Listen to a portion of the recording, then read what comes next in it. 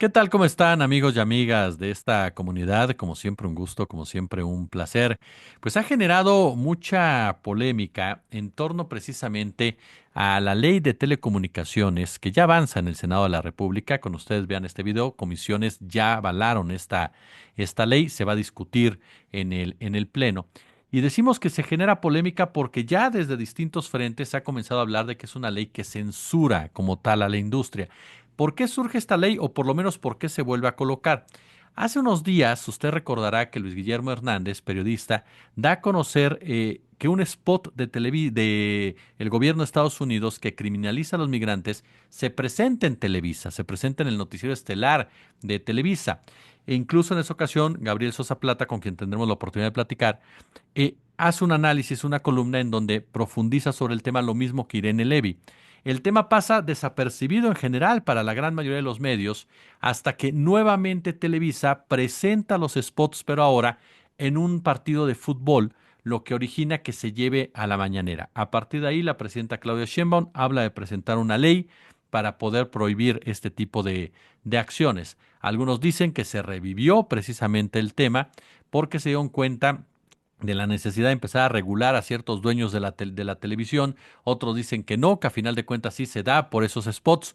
Ya buscamos nuevamente a mi querido y admirado Gabriel Sosa Platas para hablar precisamente, Gabriel Sosa Plata, para hablar precisamente de esta ley que presenta Sheinbaum. ¿Hay censura, no hay censura? ¿Cómo la dimensionamos? Mi querido Gabriel, ¿cómo estás? Hola, querido Jesús, qué gusto me da saludarte, estar nuevamente en este espacio que es tan visto. Es un fenómeno en las redes sociales, lo cual se agradece muchísimo. Pues mira, sí, es el tema del momento, ¿no? Es decir, pasamos ahorita de esta campaña antiinmigrante, la ligamos con esta iniciativa y ya se están ahí conjugando muchos otros temas que pueden prestarse, en efecto, a mucha confusión.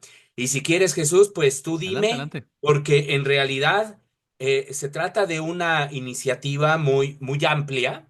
Es una nueva ley. En realidad yo diría que es como una reforma importante, pero que se le llama de otra manera a la Ley Federal de Telecomunicaciones y Radiodifusión de 2014.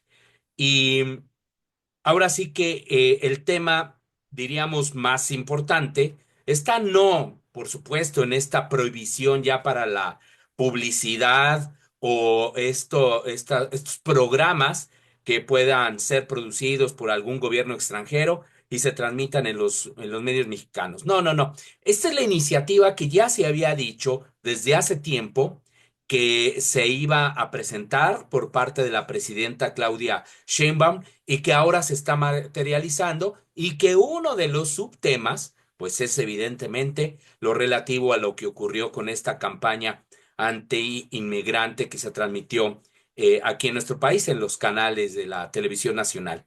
Y han salido, pues sí, muchas voces que hablan de censura y de que ahora estamos regresando a un régimen autoritario. Yo, por supuesto, no tengo esa misma visión, esa misma idea sino sino que más bien viene a ser pues lo que ya se había planteado, que es el nuevo modelo jurídico, institucional, administrativo de la regulación de la radio, la televisión y las telecomunicaciones. Y ahí sí podemos ir desglosando, Por favor. querido Jesús, algunos de los temas más importantes.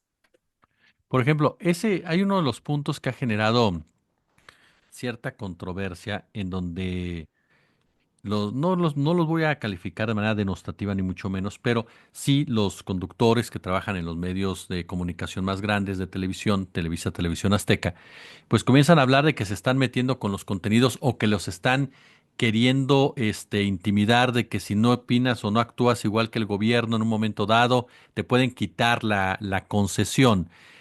¿Cómo se maneja el tema de las concesiones en esta propuesta, Gabriel?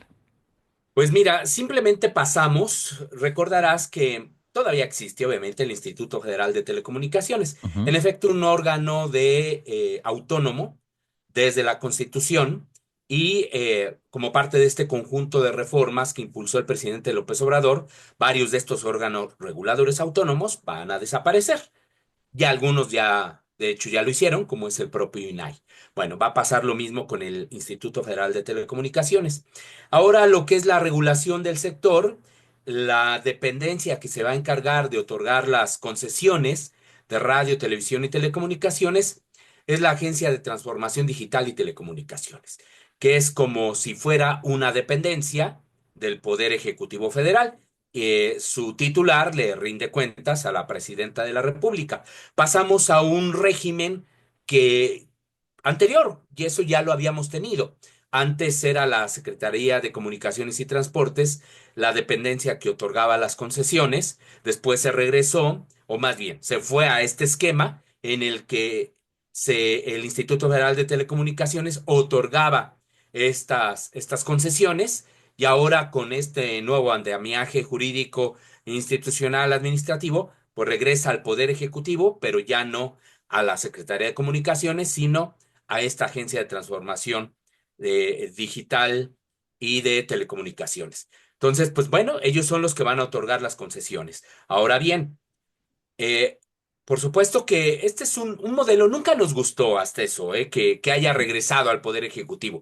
A mí me gustaba que se hubiese quedado en el IFT y que se hubieran llevado a cabo los cambios que fueran necesarios para todavía dotarlo de herramientas, incluso de mayor autonomía, para que trabajara mucho más a favor de la competencia, de que hiciera todo lo necesario para batir la brecha digital, en fin, ya, bueno, esa es una discusión ya superada, ya estamos en este nuevo modelo.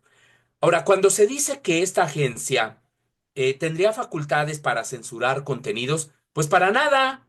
En realidad no tiene facultades para censurar contenidos en radio y televisión. La única dependencia que se encarga de regular los contenidos, y eso está desde la ley anterior, y eso está desde la ley del 60 también, que es todavía mucho más anterior, es la Secretaría de Gobernación. Pero incluso estas facultades son, diríamos que bastante laxas, ¿eh, Jesús? Ujú. Gobernación, pues realmente, es más, durante todo el sexenio del presidente López Obrador, prácticamente no sancionó a ninguna empresa de radio y televisión. Y tal como está redactada esta iniciativa, pues tampoco lo va a poder seguir haciendo. Únicamente se sanciona por aspectos muy puntuales. Por ejemplo, si no transmite el himno nacional, eso sí lo puede sancionar. Si, por ejemplo, no transmite la pauta de los llamados tiempos oficiales, los concesionarios, ¿no? Es decir, estos spots que, por ejemplo, se hacen para eh, eh, impulsar el conocimiento de las campañas de salud o de inscripción a las escuelas, bueno, eso sí se sanciona. Pero en cuestiones ya muy puntuales que tuvieran que ver, por ejemplo, cosificación de la mujer, y vulneración de derechos de niñas, niños y adolescentes, pues no, ni siquiera lo vemos en la iniciativa, lo cual me parece grave, ¿eh? Claro, Porque sí claro. debería también establecerse claramente estas funciones. Entonces, eso que han estado diciendo de que estamos regresando a la censura y de que podrían quitar concesiones, no. En lo absoluto no comparto, por supuesto, esa posición.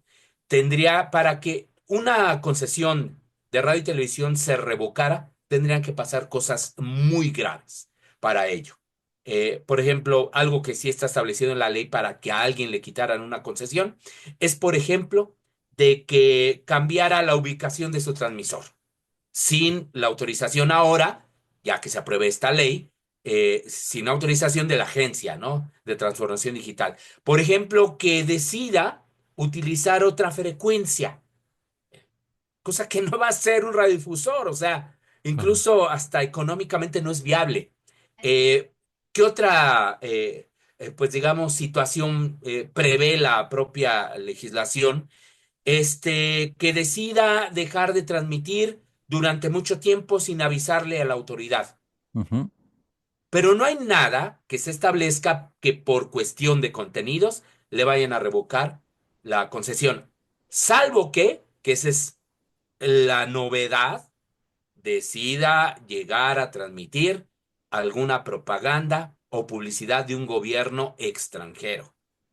Pero para ello tendría que ocurrir también un proceso administrativo también muy, podríamos decir que muy profundo, muy amplio, muy documentado, pero antes de ello incluso lo que se establece es una sanción administrativa. es decir, pagarían alguna multa. Eh, pues eso es lo que hay. Ahora, hay un tema que ha preocupado mucho, Jesús, Ujú. que es este artículo, el 109 Así es, así es. que se han estado refiriendo mucho, ¿no?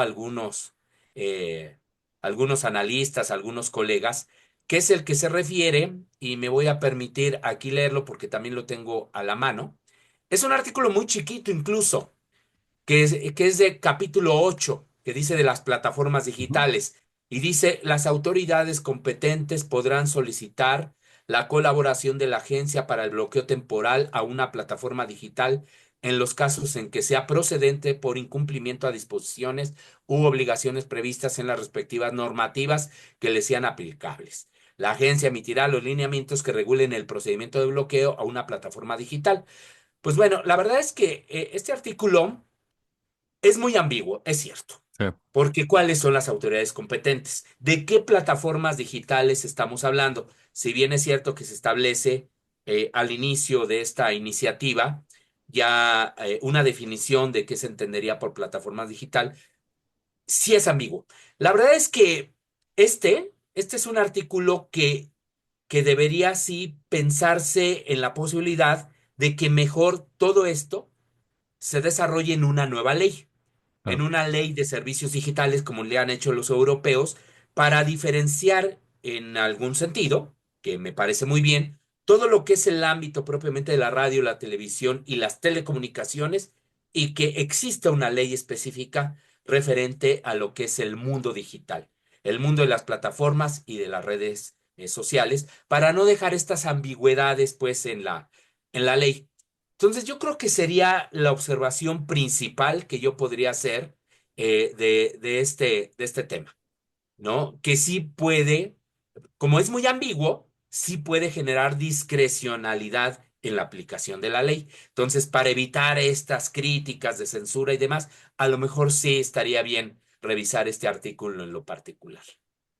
Sí, que a final de cuentas era parte también de lo que decía hoy por la mañana la doctora Sheinbaum, ¿no? De que se redactara de otra manera precisamente para evitarlo. Y es donde Ricardo Anaya ha sentado sus bases de señalar que es una ley que censura en este artículo en particular, diciendo que el contenido de de las redes sociales. Oye, Gabriel, con la experiencia que tú tienes, con esa trayectoria tan excelsa que has manejado durante todo este tiempo, vinculado precisamente con los medios, es más entonces, tú corrígeme por favor, tú eres el experto, es más entonces una reacción por parte de dueños de medios que nunca les ha gustado que los regulen, que nunca les ha gustado que les digan qué pueden hacer y qué no pueden hacer, porque esa es una opinión personal. De repente da la impresión de que, o no da la impresión, de repente, y conociéndolos, se creen los dueños de de la concesión, cuando en realidad, pues el nombre lo dice, es una concesión del Estado. Sí, mira, si yo en efecto he revisado la historia, obviamente quizá no con la profundidad que uno desearía, pero por supuesto que si uno revisa las principales leyes que han sido aprobadas en la historia reciente en nuestro país en materia de radiodifusión y telecomunicaciones, algo las ha caracterizado, que en la mayoría de estas reformas ha participado de manera directa o indirecta la industria de la radio y la televisión, cosa que ahora no está ocurriendo. Mira, la ley, por ejemplo, de 1960 fue redactada por los propios empresarios y era una ley, por cierto, si uno la compara con la ley del 2014, que es la que la suplió, digamos, eh, era una ley que tenía también ciertos temas de soberanía, nacionalismo, en fin, todo esto se quitó ya en la ley del 2014, pero esa fue hecha por los empresarios. Luego, cuando se modificó, por ejemplo, el reglamento de la Ley Federal de Radio y Televisión de 2000, en 2002, ¿no? Que es un reglamento de 1973. Pues bueno, eso, por ejemplo, participaron directamente las empresas, sobre todo Televisa, ¿no? Fue el famoso decretazo del Mm. 2002 que fue de alguna manera expresado este decretazo con ese beso que le da a Bernardo Gómez en la mano de Marta Sagún y que publicó la revista Proceso, ¿no? ¿Por qué? Porque ahí es cuando se disminuyeron de una manera radical los llamados tiempos fiscales del 68, que pasamos del 12,5% que tenían que otorgar los concesionarios de radio y televisión de todo su tiempo, que era un pago en especie, y del 12,5 pasamos al 1,25 en el caso de la televisión y a 2,50 en el caso de la radio. Entonces fue una reducción abismal. También se modificó, como te decía, el reglamento para que se le dieran más facilidades para la transmisión de publicidad, sobre todo de estos llamados infomerciales en la radio y la televisión, y desde entonces se saturaron las pantallas de la televisión con estos anuncios larguísimos, y pues todo eso fue un regalo que les dio el gobierno de Vicente Fox. Luego vino la ley Televisa, la del 2006. Bueno, pues ya hasta su nombre lo dice, ¿no? En efecto, es una reforma que impulsó el grupo Televisa y que tuvo el objetivo de modificar la ley federal de radio y televisión de 1960 y la ley federal de telecomunicaciones de 1995. Y era una ley que buscaba, pues sobre todo, preservar los intereses de las grandes televisoras, que subestimaba, por ejemplo, a las televisoras públicas, que establecía estas prórrogas prácticamente automáticas de sus concesiones, entre otras cosas. Ya después la Suprema Corte de Justicia tiró parte importante de esta reforma abusiva, que formó parte de la ley Televisa. Luego vino en el 2007 esta reforma, pero no fue solamente de radiodifusión, y casi no abarcó telecomunicaciones, que fue recordarás, de este nuevo modelo de comunicación política, cuando se apersonaron los grandes conductores de las televisoras, de la radio, ahí en el Senado de la República, porque estaban en contra de esta reforma político-electoral de 2007, porque era la primera vez que se prohibía la contratación de particulares, adquisición de tiempos en radio y televisión durante procesos electorales. Ahí sí fue también algo que no le gustó a la industria, ¿no? Pero ahí ya no pudieron hacer mucha cosa porque también estábamos viviendo tiempos políticos distintos. Bueno, y luego vino esta reforma estructural, la de 2013. Ahí, sobre todo, los intereses, particularmente de Carlos Slim, de las telecomunicaciones, fueron los más afectados comparado con los intereses de las televisoras. Pero las televisoras hicieron un enorme cabildeo para que en la ley, en este caso la del 2014, fueran, digamos, aligerados los grandes cambios que se establecían en la reforma constitucional de 2003. Entonces, si te das cuenta, durante todos estos años, pues sí participó directamente la industria. Directa, ya decíamos, o indirectamente. Y pues ahora no es el caso.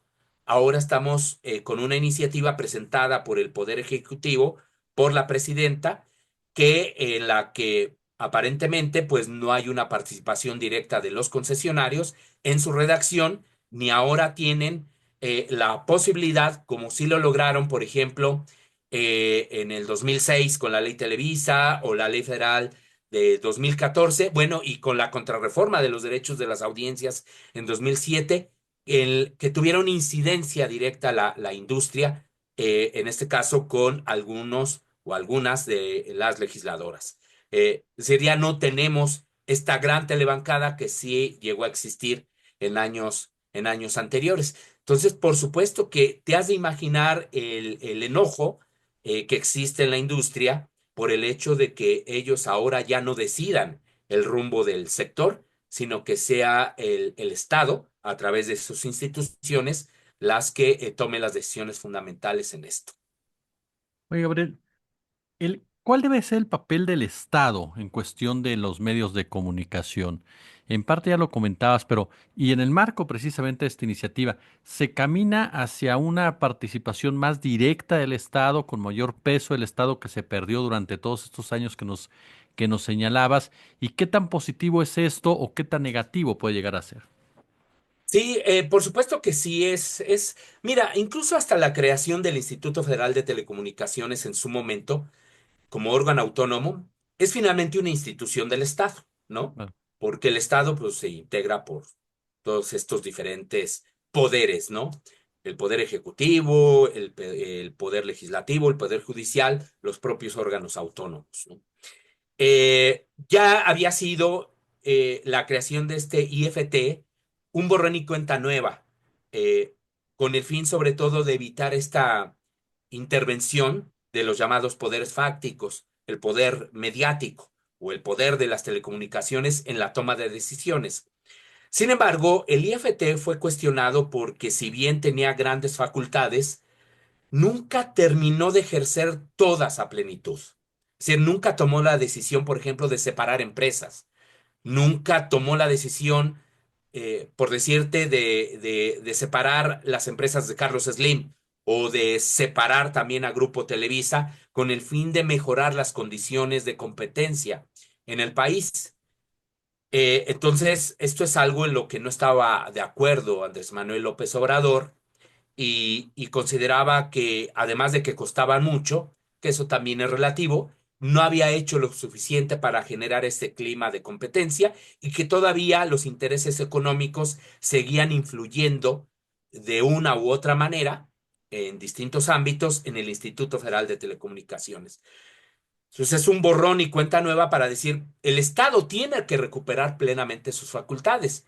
El IFT, desde este punto de vista, no lo hizo del todo bien, y entonces ahora le pasamos al Poder Ejecutivo otra vez, como había sido antaño, estas enormes facultades.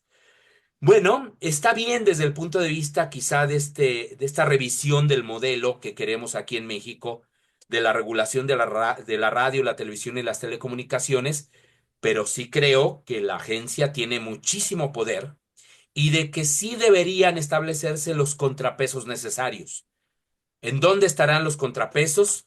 Pues estarán en el Poder Judicial justamente, estarán también en los órganos internos, es decir, las propias contralorías y también en esta dependencia anticorrupción del gobierno mexicano.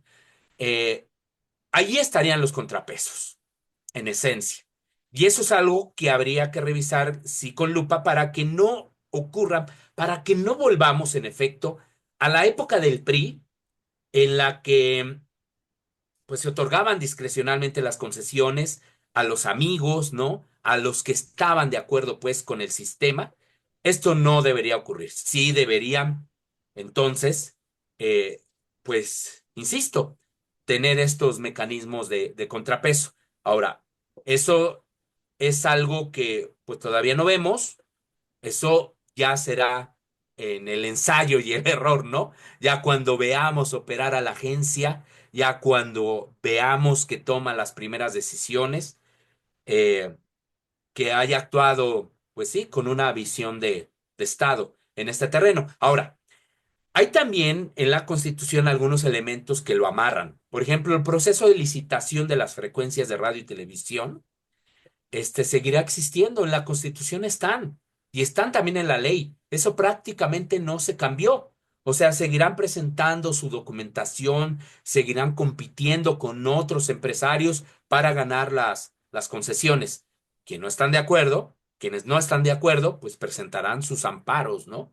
El amparo indirecto, por ejemplo, que es la figura que también se estuvo mencionando, por cierto, en esta sesión que tuvieron las Comisiones Unidas para dictaminar esta iniciativa, que decían, bueno, es que ya no hay seguridad jurídica. No, no, no, recuérdese que también la reforma esta de 2013, la constitucional, estableció que la única manera de suspender los actos administrativos en el sector de la radiodifusión y las telecomunicaciones era mediante el amparo y ya no había las suspensiones, pues, como antaño, porque esto pues obviamente lo que hacía era preservar el status quo.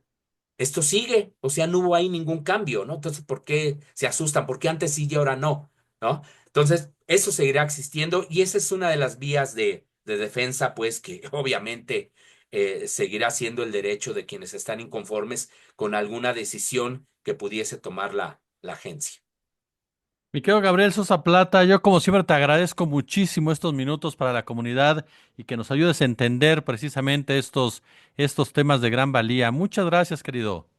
Al contrario, Jesús, no me quiero despedir nada más sin mencionarte dos temas muy Adelante, adelante. benéficos. Son varios, ¿eh? Varios que tiene benéficos esta iniciativa para que no veamos solo Lo digamos, negativo. lo cuestionable, lo criticable en algún momento. Mira, por ejemplo, me gusta mucho que regresaron los derechos de las audiencias.